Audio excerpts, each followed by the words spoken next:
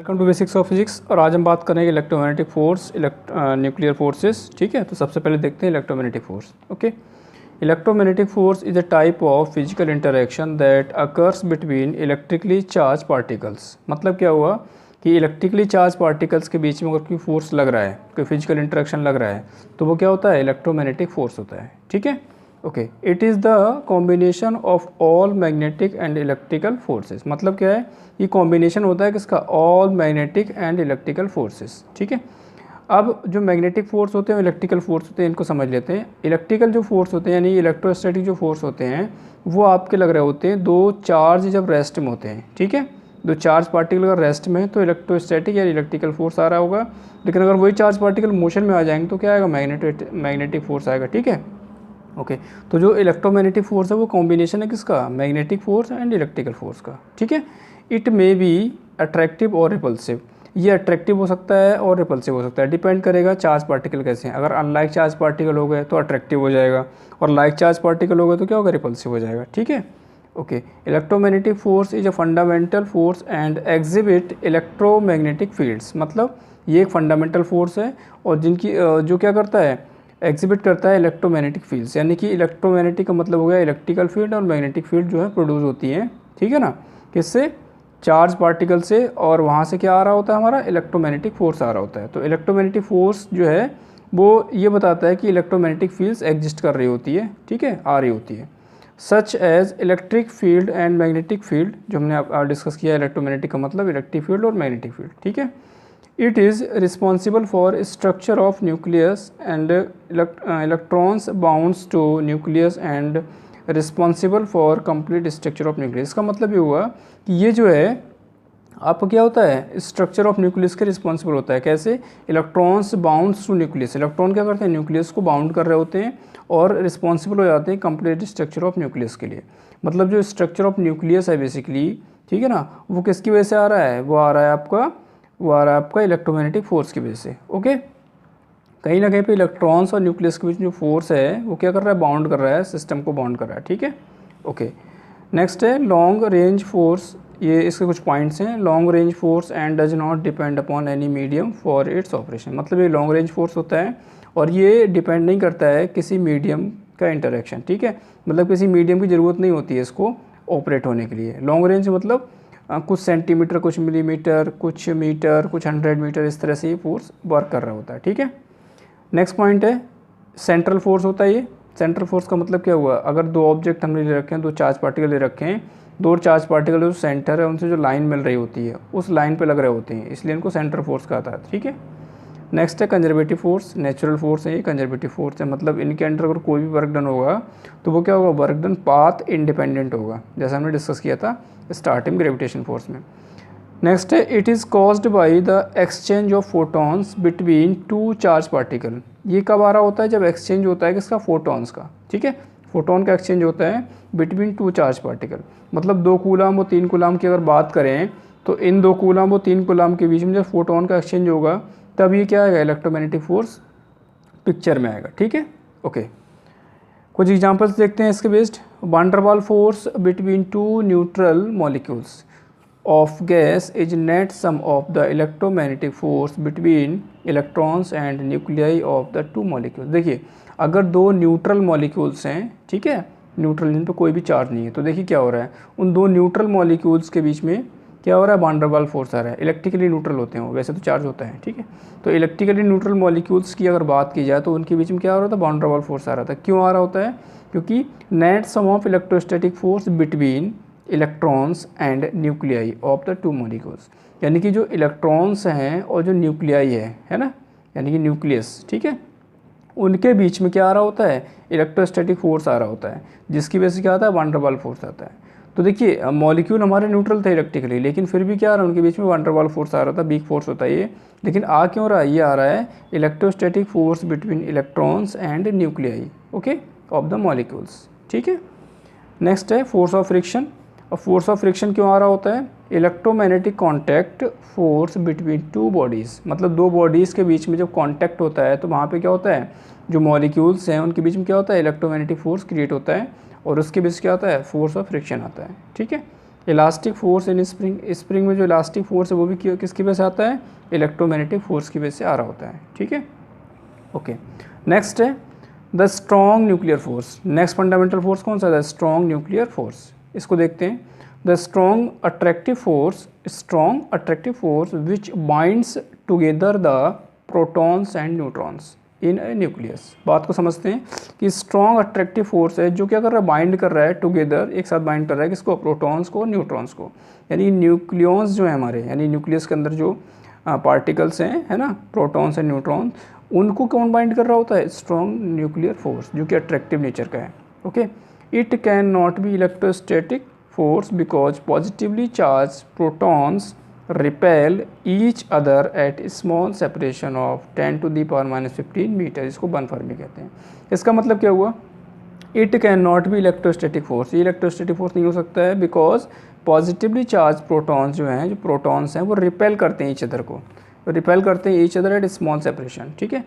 अब small separation पे क्या होता है, वहाँ पे जो है स्मॉल सेपरेशन पे क्या होता है, वहाँ पे रिपेल होते हैं कौन, प्रोटॉन। जब रेंज कितनी होती है, 10⁻⁻15 मीटर, यानी बर्नफर्मी, ठीक है, जो कि न्यूक्लियस साइज की रेंज होती है।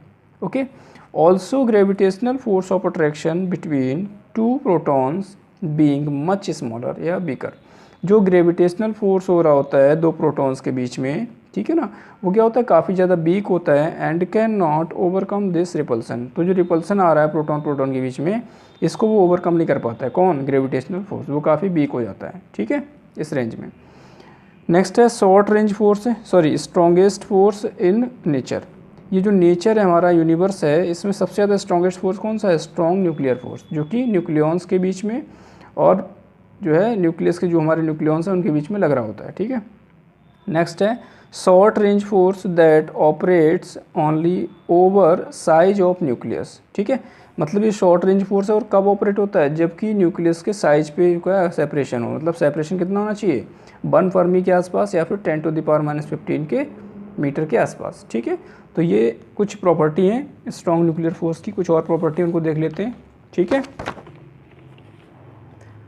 देखिए, it is basically attractive force, ये बेसिकली क्या है, अट्रैक्टिव फोर्स है, लेकिन व्हाट बिकम रिपल्सिव, रिपल्सिव भी हो जाता है कब, when separation between nucleons become less than 0.5 या फिर हाफ फर्मी, जो कि हमने स्टार्टिंग में डिस्कस किया था कि ये स्ट्रॉन्ग अट्रैक्टिव है, लेकिन प्रोटॉन बीच में रिपल्सन की बात की, वो कब होगा, जब जो साइज होगा ना, ठीक है, न्यूक्लियॉन्स के बीच का, वो 0.5 फर्मी से भी कम हो जाएगा।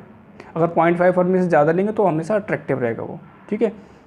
लेकिन फर्मी क्या अंदर ही होना चाहिए, ऐसा नहीं हो कि बहुत ज़्यादा हमने जो है उसका सेपरेशन ले लिया तो फिर वो फोर्स एग्जिस्ट नहीं करेगा। तो 1 फर्मी से जो है साइज जो होता है तो अट्रैक्टिव होता है, लेकिन अगर 0.5 फर्मी से कम ले लिया तो वो क्या हो जाएगा, हमारा रिपल्सिव हो जाएगा, ठीक है। इस चीज़ का ध्यान रखना है। It varies inversely with higher power of distance, मतलब ये क्या करता है, फोर्स जो है वो प्रोपोर्शनल होता है 1/r⁴n, है ना, इस तरह से कुछ होता है। इन्वर्सली प्रोपोर्शनल है higher power of the separation, ठीक है, मतलब पावर जो है वो काफ़ी ज़्यादा होती है, 2, 3, 4, 5, 6 इस तरह से 2 से भी ज़्यादा पावर होती है, ठीक है। तो ये क्या होता है, it varies inversely with higher power of distance. Okay, next है it is non central and non conservative force. ये सेंट्रल फोर्स नहीं होता है और कंजर्वेटिव फोर्स भी नहीं होता है, ठीक है, इस चीज़ का भी ध्यान रखना है हमको। It has charge independent character, means nuclear force between proton neutron are almost equivalent. ये इंपॉर्टेंट पॉइंट, इसको ध्यान रखना है हमें। ये क्या है, इट है चार्ज इंडिपेंडेंट करेक्टर, मतलब इस पे चार्ज का कोई डिपेंडेंसी नहीं होता है। मतलब ये हुआ कि अगर न्यूक्लियर फोर्स की हम बात कर रहे हैं, ठीक है ना, स्ट्रॉन्ग न्यूक्लियर फोर्स की, तो चाहे वो प्रोटॉन के बीच में लगे, चाहे वो प्रोटॉन न्यूट्रॉन के बीच में लगे, चाहे वो न्यूट्रॉन के बीच में लगे, हर केस में क्या होगा, जो वैल्यू होगी फोर्स की वो इक्वली होगी, लगभग, ठीक है, ऑलमोस्ट इक्वली होती है। अब दिमाग में ये आता है कि चलो प्रोटॉन के बीच में तो ठीक है, प्रोटॉन न्यूट्रॉन के बीच में कहाँ से आ गया, न्यूट्रॉन के बीच में कहाँ से आ गया, ये तो न्यूट्रल होते हैं। लेकिन जो बात की जा रही है वो शॉर्ट रेंज की बात की जा रही है, मतलब 1 फर्मी के आसपास की बात की जा रही है। ओके, तो 1 फर्मी के आसपास क्या होता है, इस तरह के जो फोर्सेज हैं जिसको हम स्ट्रॉन्ग न्यूक्लियर फोर्स के बारे में डिस्कस कर रहे हैं वो आते हैं। तो भले ही न्यूट्रॉन न्यूट्रल है, लेकिन उस शॉर्ट रेंज में इसके बीच में स्ट्रॉन्ग क्या लगेगा, न्यूक्लियर फोर्स लगेगा। इस चीज़ का ध्यान रखना है, ठीक है। नेक्स्ट है it is caused by exchange of particle pi meson. ये जो होता है ना स्ट्रॉन्ग न्यूक्लियर फोर्स, ये कब आ रहा होता है, जब पाई मेसॉन क्या कर रहा होता है, एक्सचेंज कर रहा होता है, ठीक है। ओके, न्यूक्लियॉन्स के बीच में, यानी प्रोटॉन न्यूट्रॉन के बीच में या फिर न्यूट्रॉन न्यूट्रॉन के बीच में क्या होता है, पाई मेसॉन का एक्सचेंज होता है, तब स्ट्रॉन्ग न्यूक्लियर फोर्स आता है, ठीक है। एग्जाम्पल देखते हैं, binding force between proton and neutron in the nuclei, so they are responsible for stability of nuclei, so atoms and all matter exist in the nature और यूनिवर्स। मतलब ये हुआ कि जो बाइंडिंग फोर्स है किसके बीच में, प्रोटॉन और न्यूट्रॉन के बीच में, न्यूक्लियस के अंदर, ठीक है। तो उससे न्यूक्लियस क्या रहता है, स्टेबल रहता है, स्टेबिलिटी के लिए रिस्पॉन्सिबल है वो।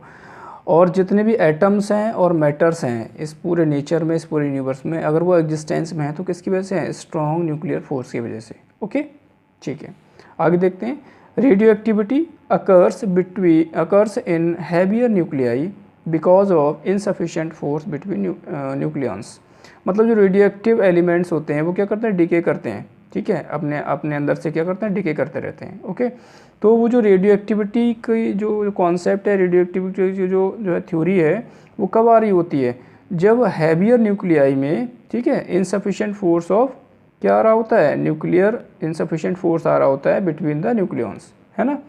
मतलब हम कह सकते हैं कि रेडियो एक्टिविटी सिर्फ इसलिए होती है कि जो हैवियर न्यूक्लियाई होते हैं इनमें इनसफिशिएंट फोर्स आ रहा होता है, न्यूक्लियर फोर्स, ठीक है, बिटवीन द न्यूक्लियॉन्स। मतलब प्रोटॉन न्यूट्रॉन, न्यूट्रॉन न्यूट्रॉन या फिर न्यूट्रॉन प्रोटॉन के बीच में जो न्यूक्लियर फोर्स होता है वो क्या होता है, सफिशिएंट नहीं हो पाता है। इस वजह से क्या होता है, रेडियो एक्टिविटी का कॉन्सेप्ट आता है, रेडियो एक्टिविटी की जो है एग्जिस्टेंस में आता है नेचर में, ठीक है।